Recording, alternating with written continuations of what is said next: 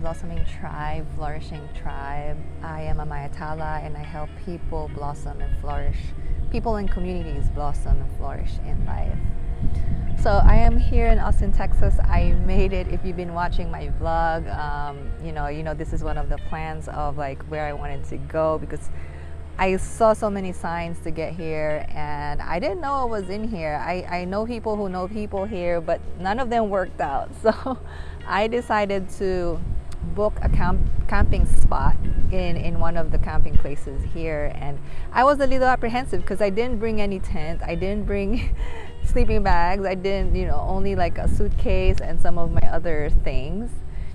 And I didn't know if I'm gonna survive or what, but I booked like 7 days, and I just trusted spirit, and here I am. And look at what my spirit guides, my sacred guides, the spirit realm gifted me. It's so beautiful here. Like this is more than what I even would ask for. To be in nature, and there's actually a shower place, some convenience still, because I don't have all the tools that I have to really create that for myself right now. So there's like a restroom over there. There's like fountain water that I can drink, so I have water. Maybe I need to figure out some of the food for the latter part of the week, but I think I'm good for the most part. And it's so quiet here. I think there's very few people here. There's a lot of ducks, a lot of birds, beautiful water, healing energy of the water. Just hello, hi, and they're here right there. These are my neighbors. These are my friends, my community. And I feel so at home. I feel so safe, and I can't believe that spirit will gift me this, especially after the weekend of the Serpent Mound Star Knowledge Peace Summit, Spring Equinox event. That was a very, very intense, awesome, amazing event. I went there barely knowing anyone, maybe just one people really, and then I was put in the roster of like workshops and to have a booth, but I don't know anyone. And then when it came to the time that it was my workshop, I didn't know if anyone was gonna come. And at first nobody really came, but then for some reason I met this guy who I really connected with, felt like a soul family.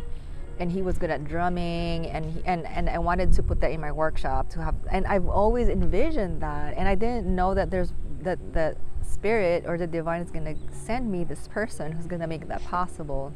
And this person connected with other drummers in the event, like I forgot what kind of drum that is, but it's like the type of drums that you use in a drum circle. Yeah, I don't really know what it's called, but it's from the African practices, traditions, so it was really cool. And they ended up participating in my workshop, and then there's other people who came from the drum circle the night before. And what's interesting about it is that the drum circle the night before, there was a lot of people drumming. And I decided to dance by myself. It was the first time since I was in high school that I danced like that. I mean, I have started getting back into my dancing practice and routine, but to be dancing in a community space like that, to be encouraging people to dance with me, in a very heart-based, soul-based way is, it's been a while since I did that, and I feel like I really channeled spirit in my dance. I feel like I really went into a trance mode. And it felt so good. I was watching myself dance. It's as if it wasn't even me dancing. I don't think it was me dancing most of the time. I mean, me and spirit. And it felt so good. I can feel the energy just flowing in the room. And I think most of the people in the drum circle and other people who joined me in the dance later on, I think they felt that energy. And I feel like we actually co-created energy that healed each other, ourselves, and Mother Earth. I think that was what the dancing and the drum circle did. And it was so spiritual. It was so elevating. It was just surreal. and I will never forget that experience. And those people, some of those people ended up attending my workshop without knowing me.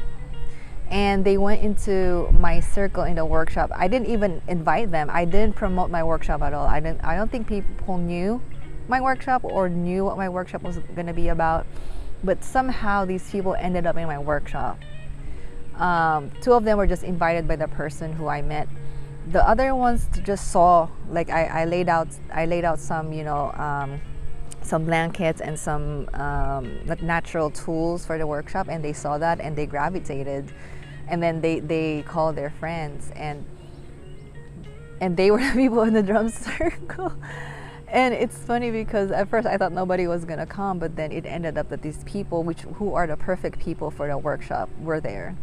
And it was the most amazing workshop I've ever had. I mean, all the workshops I did are good, but this is the first time that I really led the workshop, that I designed based on what I've learned from other people, from what I've learned from Indigenous wisdom keepers, Patricia and Davis, Dine Navajo Indigenous wisdom keeper, Mamerto Lagitan Tindongan, from the Ifugao tribe. I based my workshop on that, but I also put in my own creation on it based on my own personal experience, my own spiritual growth, and my own understanding of people and hearing people's stories on the ground. Like I told them, I came there not really as someone that is an expert on everything or on certain things, although I do have certifications and I do, because sometimes that's needed.